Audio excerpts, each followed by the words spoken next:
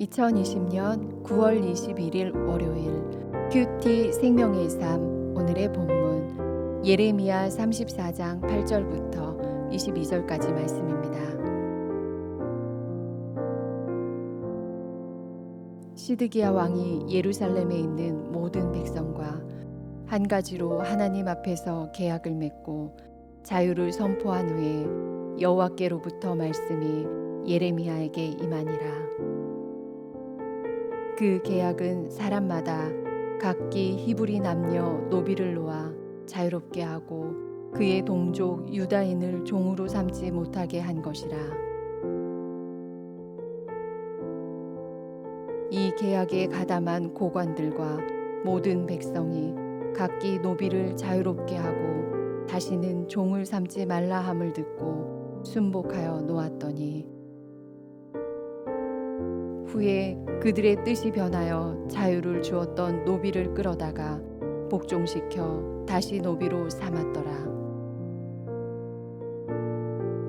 그러므로 여호와의 말씀이 여호와께로부터 예레미야에게 임하니라.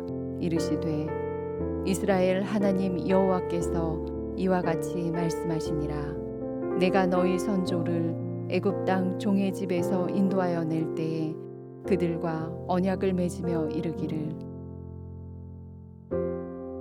너희 형제 히브리 사람이 내게 팔려왔거든 너희는 7년 되는 해에 그를 놓아줄 것이니라. 그가 6년 동안 너를 섬겼은즉 그를 놓아 자유롭게 할지니라 하였으나 너희 선조가 내게 순종하지 아니하며 귀를 기울이지도 아니하였느니라. 그러나 너희는 이제 돌이켜 내 눈앞에 바른 일을 행하여 각기 이웃에게 자유를 선포하되 내 이름으로 일컬음을 받는 집에서 내 앞에서 계약을 맺었거늘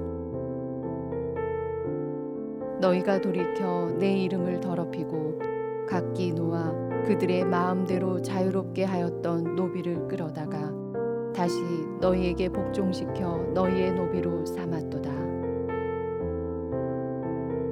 그러므로 여호와께서 이와 같이 말씀하시니라. 너희가 나에게 순종하지 아니하고 각기 형제와 이웃에게 자유를 선포한 것을 실행하지 아니하였은즉 내가 너희를 대적하여 칼과 전염병과 기근에게 자유를 주리라. 여호와의 말씀이니라. 내가 너희를 세계 여러 나라 가운데에 흩어지게 할 것이며 송아지를 둘로 쪼개고 그 두 조각 사이로 지나매 내 앞에 언약을 맺었으나 그 말을 실행하지 아니하여 내 계약을 어긴 그들을 곧 송아지 두 조각 사이로 지난 유다 고관들과 예루살렘 고관들과 내시들과 제사장들과 이 땅 모든 백성을 내가 그들의 원수의 손과 그들의 생명을 찾는 자의 손에 넘기리니 그들의 시체가 공중의 새와 땅의 짐승의 먹이가 될 것이며 또 내가 유다의 시드기야 왕과 그의 고관들을 그의 원수의 손과 그의 생명을 찾는 자의 손과 너희에게서 떠나간 바벨론 왕의 군대의 손에 넘기리라. 여호와의 말씀이니라. 보라, 내가 그들에게 명령하여 이 성읍에 다시 오게 하리니 그들이 이 성을 쳐서 빼앗아 불사를 것이라. 내가 유다의 성읍들을 주민이 없어 처참한 황무지가 되게 하리라. 아멘.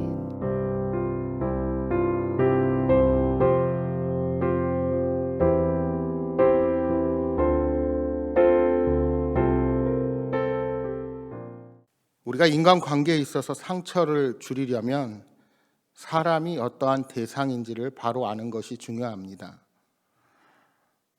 우리가 사람에 대한 신뢰가 없다면 서로 간에 좋은 관계를 유지하기 힘들 것입니다. 그러나 그러함에도 불구하고 우리는 사람이 얼마나 연약한 존재인지 또한 인식해야 합니다. 우리는 다른 사람들에게 상처를 받은 것에 대해서는 흥분하지만 내 자신이 얼마나 다른 사람들에게 상처를 주고 있는지에 대해서는 잘 인식하지 못합니다. 시편 118편 8절 9절에 시편 기자는 이렇게 말씀합니다. 여호와께 피하는 것이 사람을 신뢰하는 것보다 나으며 여호와께 피하는 것이 고관들을 신뢰하는 것보다 낫도다. 그러니까 이 말씀은 사람을 의지하지 말고 하나님을 의지하라는 말씀입니다. 우리들은 너무나 연약한 존재라서 굳게 다짐했던 결심들을 쉽게 포기하고 그로 인하여 다른 사람들을 실망하게 하는 연약한 존재들인 것입니다. 그래서 우리 주님께서 우리에게 가르쳐 주신 기도에서도 우리가 우리에게 잘못한 사람들을 용서하여 준 것 같이 우리의 죄를 용서하여 주소서라고 기도를 가르쳐 주셨습니다. 그래서 우리가 하는 말 중에 난 너만 믿는다라는 말은 되도록 줄여야 할 것입니다. 그리고 반대로 나 같은 죄인을 용서하신 그 주님의 은혜를 늘 되새기며 용서와 자비의 마음을 품도록 우리들은 노력해야 할 것입니다. 그러니까 사람은 신뢰의 대상이지만 그와 더불어 용서의 대상, 허물이 많고 연약한 존재라는 사실을 기억하는 것이 중요한 것입니다. 인간은 한 사람도 예외 없이 죄의 종으로 이 땅에 태어나서 죄의 지배를 받으며 살아갑니다. 그리고 그 죄로 인하여 사실은 죽을 수밖에 없는 존재들입니다. 하나님께서는 그러한 인간을 자유하게 하시려고 구원의 역사를 베풀어 주셨습니다. 하나님은 이스라엘 민족이 바로의 압제 아래 신음하며 부르짖었을 때 모세를 보내셔서 이스라엘을 바로의 손에서 해방시켜 주셨습니다. 그렇게 자유를 주셨기 때문에 하나님께서는 사랑하는 당신의 백성들이 그렇게 자유 가운데 살기를 원하십니다. 따라서 누군가 경제적인 어려움 때문에 다른 사람의 종이 되더라도 7년째인 안식년에는 몸값을 물지 않고 자유롭게 할 것을 율법으로 이미 정하셨습니다. 그러나 이스라엘 백성들은 욕심 때문에 이러한 안식년의 규례를 지키지 않았습니다. 그런데 오늘 본문에 보시면 시드기야 왕이 나라가 멸망당할 위기에 빠지자 백성에게 하나님 앞에서 약속을 하고 노비들을 자유롭게 하라는 명령을 내립니다. 이는 분명 율법에 순종하는 모습을 통해 하나님의 도우심을 얻고자 하는 그런 의도였을 것입니다. 여러분, 만약에 노예 신분에 있는 자들이라면 전쟁에 나가도 더 좋아질 것이 없기 때문에 죽기 살기로 싸우지 않기 마련입니다. 그러므로 죽기를 각오하고 싸우는 군인이 되게 하려면 자유민의 지위를 주어야 합니다. 그러나 어리석은 예루살렘의 고위층들은 후에 그 마음을 돌이켜서 해방시키고 자유를 준 사람들을 잡아다가 다시 노비로 삼았습니다. 이는 여호와 하나님의 율법을 노골적으로 무시한 행동이었습니다. 왜 하나님께서 노예들을 때가 되면 풀어주기 원하셨을까요? 그것은 바로 한 공동체이기 때문입니다. 비록 빚을 지거나 여러 가지 원인으로 인해서 노비로 전락한 자들이라 할지라도 그 공동체의 일원으로 자유를 회복시키는 것이 진정한 하나님 아버지의 마음을 품는 것입니다. 그렇지 않아도 유다 백성은 여호와 하나님을 버리고 이방신들을 섬기는 죄악을 범해서 심판의 위치에 놓여 있습니다. 그런데 마치 하나님께서 주신 율법을 지킬 것처럼 결단하고도 그들의 이기심과 욕심으로 마음을 바꾸었으니 하나님의 진노가 얼마나 크겠습니까? 하나님은 그런 그들에게 예레미야 선지자를 통하여 다시 말씀을 선포하십니다. 히브리 종들은 제7년이 되면 자유롭게 해야 한다는 시내산의 율법 규정을 다시 한번 상기시키는 것입니다. 그들이 하나님의 율법을 지키는 척하다가 다시 형제를 노예로 삼았다는 사실을 책망하십니다. 종들을 해방시켰다가 다시 종으로 삼으면 그들의 충성심이 땅에 떨어지기 때문에 이러한 행위는 율법을 떠나서도 어리석은 행동이었습니다. 화장실을 들어갈 때와 나올 때의 마음이 다르다는 말을 느끼게 하는 대목입니다. 이처럼 예루살렘의 고관들은 국가의 위기 앞에서 하나님의 도우심을 원하는 겸손한 자세를 취하지 않았습니다. 자신들의 기득권을 지키기 위해서만 노력했지 나라를 위한 진정한 충성심이 무엇인지 깨닫지 못했던 것입니다. 이제 하나님은 악하고 게으르며 어리석기까지도 한 예루살렘 지도자들에게 재앙을 선포하십니다. 보통 전쟁을 앞둔 상황에서 노예를 풀어주어서 전의를 다지기 마련입니다. 그런데 동족을 노예로 삼지 말아야 한다는 율법의 규정까지 가지고 있던 그들이 풀어준 노예를 다시 속박하는 것을 보신 하나님은 진노하시고 맙니다. 하나님은 그들에게 칼과 전염병과 기근에게 자유를 주겠다고 선포하십니다. 또한 유다 백성을 여러 나라들 가운데 흩으시겠다고도 말씀하십니다.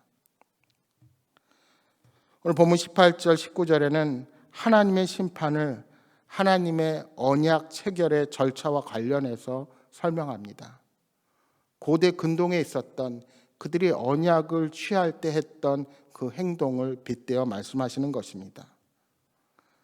송아지를 둘로 쪼개어 나란히 한 후에 그 조각 사이로 고관과 내시들과 제사장들과 모든 백성들이 지나가며 언약한 모든 것을 어겼다는 것입니다.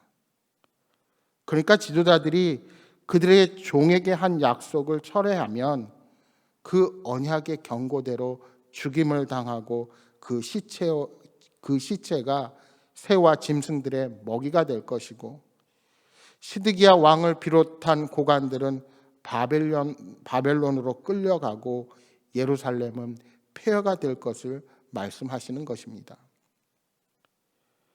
시드기야 왕을 비롯한 예루살렘의 고관들은 하나님께 돌이켜서 그분의 율법을 귀하게 여기는 것만이 하나님의 긍휼과 권능을 힘입을 수 있는 사실이라는 것조차 외면했습니다. 그들은 지금껏 누려왔던 안일하고 편안한 삶을 포기하려 하지 않았습니다. 이처럼 자신의 권리를 내려놓지 못하고 하나님의 뜻을 멀리하는 자들에게는 비참한 파멸이 기다리고 있을 뿐입니다.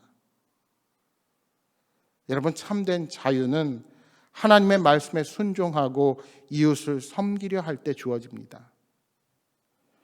다른 사람을 노예로 삼는 행위는 다른 이의 자유를 빼앗아서 나의 자유만을 더 확장시키는 이기적인 태도에 불과합니다. 나의 이익만을 추구하고 이웃의 고통에 공감하지 않는 사람은 아무리 하나님 앞에 예배를 드려도 그 예배를 받으시지 않습니다. 하나님은 이런 자들을 결코 그냥 놔두시는 분이 아니십니다. 지금은 아무런 심판이 없어 보이지만 하나님의 때가 되면 준엄한 심판이 임하게 될 것입니다. 사랑하는 여러분, 이웃을 사랑하는 자가 진정 하나님을 사랑하는 자임을 기억하고 하나님의 백성임을 나타내야 합니다. 날마다 우리에게 베푸신 그 하나님의 자유와 크신 사랑, 그 하나님의 넓고 깊은 은혜를 생각하며 이웃을 진정으로 사랑하는 복된 성도들이 되시기를 바랍니다. 오늘 하루도 여러분의 삶의 현장에서 늘 빛으로 소금으로 복된 삶을 살아가시는 하루가 되기를 주님의 이름으로 축복합니다. 오늘 주신 말씀 기억하며 함께 기도하겠습니다. 하나님, 주님과 맺은 언약이든 사랑과의 약속이든 신실하게 지키는 성도가 되게 하여 주옵소서. 늘 이웃에 대한 사랑의 마음을 품고 하나님의 사랑을 실천하며 살게 하여 주옵소서 하고 기도하시겠습니다. 또한 여러분 가져오신 기도 제목 놓고 간절히 기도하시다가 돌아가시기 바랍니다. 함께 기도하겠습니다.